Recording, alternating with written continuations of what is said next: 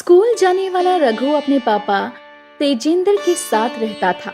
उसकी माँ बहुत साल पहले उसे और उसके पापा को किसी बीमारी के चलते इस दुनिया से छोड़कर चली गई थी। रघु बेटा, ये लो, मैं तुम्हारे लिए नए कपड़े लाया हूँ। अरे वाह पापा, आप दुनिया के सबसे बेस्ट पापा हो। Thank you so much. अरे बाप रे, मेरा बेटा तो क्या तेज और एकदम अच्छी अंग्रेजी बोलता है। बेटा, 2 दिन बाद तुम्हारा जन्मदिन है ना, इसीलिए मैंने तुम्हारे लिए ये नए कपड़े लाए हैं। इन्हें पहनकर जाना स्कूल में, ठीक है बेटा? ओके पापा, मुझे ये कपड़े बहुत पसंद आए। अब मैं इन्हें पहनकर अपने स्कूल में जाऊंगा और अपना बर्थडे सेलिब्रेट करूंगा। ठीक है बेटा। जिसके बाद तेजेंद्र ने रघु को एक माँ और पिता दोनों का प्यार दिया और उसे किसी भी चीज की कमी खलने नहीं दी। तेजेंद्र रघु का बहुत अच्छे से जन्मदिन मनाता है और उसे तोहफा भी देता है। हालांकि तेजेंद्र एक कंस्ट्रक्शन साइट पर काम करने वाला मजदूर होता है, उसके बावजूद भी वो अपनी बेटी को हर वो चीज देता है जो रघु चाहता है। एक दिन आज मैं स्कूल से जल्दी छूट गया हूँ। अब मैं अपने पापा के पास जाऊंगा। पापा इस वक्त कंस्ट्रक्शन साइट पर काम कर रहे होंगे। 4 बज रहे हैं। 6 बजे तक मैं वहां पर रहूंगा और शाम में पापा के साथ ही घर जाऊंगा। हाँ। रघु जब कंस्ट्रक्शन साइट पर जाता है तभी वो वहाँ लोगों की भीड़ देखता है। एक मजदूर तीसरे माले से काम करते हुए नीचे गिरा होता है, जिस कारण उसकी मौत हो जाती है और वो व्यक्ति कोई और नहीं बल्कि रघु के पापा तेजेंद्र ही होते हैं। नहीं पापा, ये नहीं हो सकता। मेरे पापा मुझे माँ की तरह छोड़ के नहीं जा सकते। पापा, आंखें खोलो पापा। पापा प्लीज उठो ना पापा। तुम्हारे पापा इस दुनिया में नहीं रहे रघु बेटा। तीसरे माले से काम करते हुए नीचे गिरा है हमारा तेजेंद्र। बहुत अच्छा था, दिल का बहुत साफ और स्वभाव का एकदम नेक। बहुत बुरा लग रहा है मुझे। अपने आप को संभालो रघु बेटा, संभालो। पापा, पापा। रघु अपने पापा को उठाने की बहुत कोशिश करता है, लेकिन सच तो ये था कि उसके पापा अब इस दुनिया से जा चुके थे। तेजेंद्र के जाने के बाद अब रघु को घर मालिक घर खाली करने के लिए कहता है।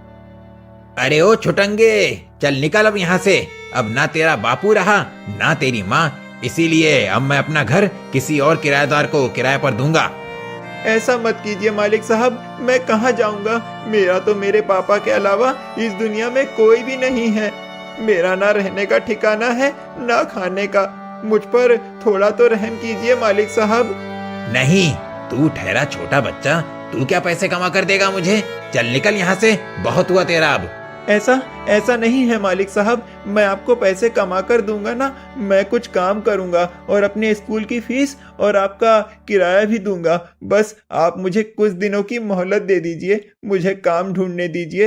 एक बार काम मिल जाएगा तो मैं आपको आपके सारे पैसे दे दूंगा। प्लीज मालिक साहब, मुझे यहाँ रहने दीजिए। नहीं कहा ना, तो सुनाई नहीं देता क्या तुझको? चल अपना सारा बोरिया बिस्तर बांध और 9-2-11 हो जा यहाँ से, समझा तू? मैं तुझे यहाँ बिल्कुल भी रहने नहीं देने वाला। लेकिन मालिक साहब। तो तू ऐसे नहीं मानने वाला है ना? रुक जा, तुझे अभी सबक सिखाता हूँ मैं। घर मालिक घर के बाहर पड़ी एक लकड़ी उठाकर उससे रघु को जोर जोर से मारने लगता है और उसका सामान और उसे धक्का मारकर घर से बाहर निकालता है। मालिक साहब मत मारिए मुझे। रघु को ना चाहते हुए भी अब गांव में इधर से उधर भटकना पड़ता है। गांव में उस समय भीषण ठंड पड़ चुकी थी। उस ठंड में रघु सड़क पर ही घास फूस बदन पर ओढ़कर सोता है और बहुत कठिनाई से जीता है। ये सब क्या हो गया पापा? माँ, आप दोनों की बहुत याद आ रही है। भगवान जी, आपने ये मेरे साथ बहुत गलत किया। पहले मेरी माँ को मुझसे छीन लिया और अब मेरे पापा को भी। ऐसा क्यों किया आपने मेरे साथ? हाँ, अब मैं अकेला कैसे जीऊंगा इस निर्दयी और धोखेबाज जमाने में? जहाँ कोई किसी का नहीं है। हर कोई मतलबी है और बस अपना ही स्वार्थ देखता है। गरीब और जरूरतमंद की मदद के लिए कोई हाथ नहीं बढ़ाता है। कोई इतना कठोर कैसे हो सकता है? क्या हो गया है आजकल के लोगों को? मेरे पापा और मम्मी तो ऐसे नहीं थे। इतने गरीब होने के बावजूद भी वो जरूरतमंद लोगों की मदद किया करते थे। रघु को अब स्कूल से भी निकाल दिया जाता है क्योंकि उसके पास स्कूल फीस भरने के लिए भी पैसे नहीं होते। रघु अब अपना गुजर बसर करने के लिए नौकरी की तलाश करने लगता है, लेकिन उसे कोई भी नौकरी नहीं देता और हर कोई उसे अपनी दुकान से बाहर निकालता है। रघु बहुत दुखी हो जाता है और वो जंगल में पेड़ की छाया में बैठकर रोने लगता है। किसी ने मुझे काम नहीं दिया, अब मैं क्या करूं? माँ, पापा, मुझे भी अपने पास बुला लीजिए आप दोनों। मुझे नहीं जीना इस दुनिया में जहाँ बच्चों की कोई मदद नहीं करता है। आज आप दोनों होते तो मुझे ये दिन देखने की नौबत नहीं आती। तभी वहाँ से एक ब्राह्मण गुजर रहे होते हैं और वो रोते हुए रघु को देखकर हैरान हो जाते हैं और रुककर उससे कहते हैं, बेटा, क्या हुआ तुम्हें? तुम रो क्यों रहे हो? क्या बात है, मुझे बताओ। वो मैं। घबराओ मत बेटा, क्या पता मेरे पास तुम्हारी समस्या का हल हो। क्या पता मैं तुम्हारी किसी प्रकार से मदद कर पाऊं। ब्राह्मण जी, वो। रघु उस ब्राह्मण को सारी बात बताता है और उसके बाद वो ब्राह्मण अपनी जादुई दिव्य शक्तियों से वहाँ पर जादुई जूते प्रकट करता है और उन्हें देखकर रघु की आंखें फटी की फटी रह जाती है। ये क्या? ये तो गजब हो गया ब्राह्मण जी। इसका मतलब आप एक जादूगर हो? नहीं नहीं बेटा, मैं एक जादूगर नहीं हूँ, लेकिन मेरे पास अपनी तपस्या से प्राप्त की गई कुछ जादुई शक्तियाँ हैं जिनसे मैं दूसरों की मदद कर सकता हूँ। और उन दिव्य शक्तियों से मैंने तुम्हारे लिए ये जूते भी प्राप्त किए हैं। तुम्हें ये जूते पसंद नहीं आए बेटा? ये जूते तो बहुत ही ज्यादा सुंदर और प्यारे हैं ब्राह्मण जी, लेकिन मेरे पास तो ये चप्पल हैं। फिर भी आपने मुझे ये जूते क्यों दिए हैं? वो इसीलिए क्योंकि ये जूते कोई मामूली जूते नहीं हैं। मतलब? ये जूते जादुई जूते हैं, जादुई जूते।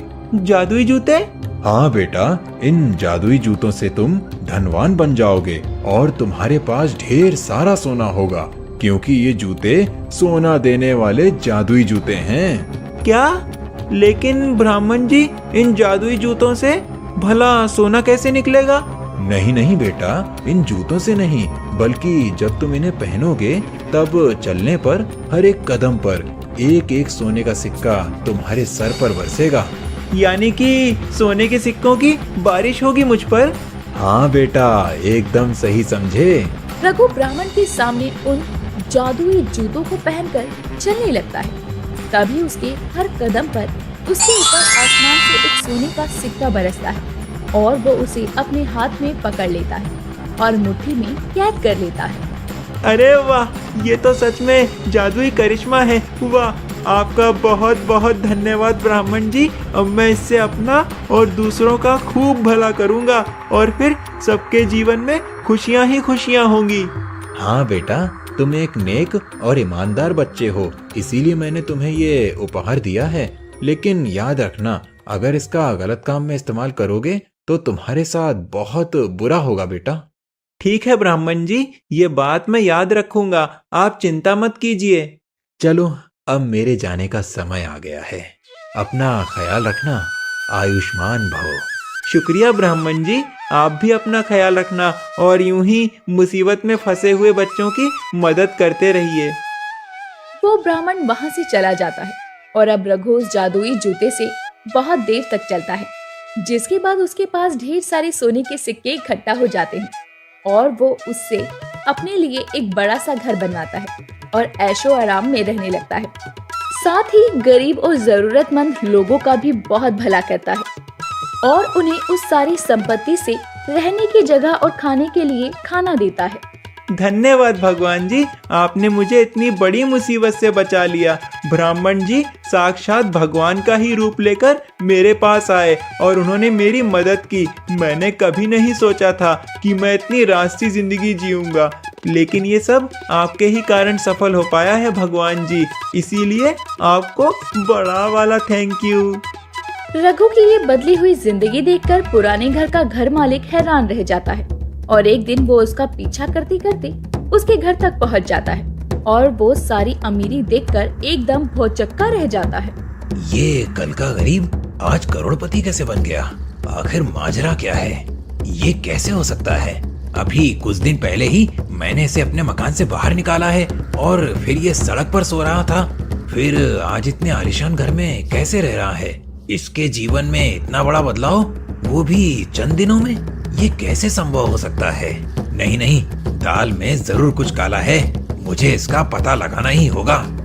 घर मालिक अब रघु पर कड़ी नजर रखने लगता है और उसे पता चल जाता है कि रघु के जादुई जूतों के कारण ही वो इतना अमीर हुआ है। वो चुपके से रघु के उन जादुई जूतों को पहनकर चलते हुए देखता है और तभी उसके ऊपर आसमान से सोने का सिक्का बरसता है। अच्छा, तो ये बात है क्या? अब समझ आया। रघु के बच्चे, तुझे क्या लगा तेरे पास ये जादुई जूते हैं, इसके चलते तू अमीरों जैसे रह सकता है? अब ये सोना देने वाले जूते मेरे हो जाएंगे, मैं तो इन्हें पहनकर ही रहूंगा और पहले से और ज्यादा धनवान बनूंगा। फिर चाहे ये जूते मेरे पैर में आए या ना आए, मैं तो इन्हें पहनकर ही रहूंगा। रात को जब रघु अपने कमरे में सो रहा होता है, तभी घर मालिक चुपके से वहाँ पर आकर उन जूतों को चुराता है और वो उन्हें पहनकर चलने लगता है। लेकिन तभी अचानक से उस पर एक नहीं बल्कि ढेरों सोने के सिक्कों की बारिश होने लगती है और वो उन सभी सिक्कों के बोझ तले दबने लगता है। नहीं, बचाओ! अरे मुझे इतना सारा सोना नहीं चाहिए था। सोने के सिक्कों के बोझ तले दबकर घर मालिक की जान चली जाती है। इस प्रकार उसे उसकी लालच की सजा मिल जाती है और वो जादुई जूते घूम-फिर वापस रघु के पास ही चले जाते हैं और रघु उनका इस्तेमाल करके अपना और दूसरों का जीवन बहुत सुंदर बनाता है और हर एक जरूरतमंद की मदद करता है।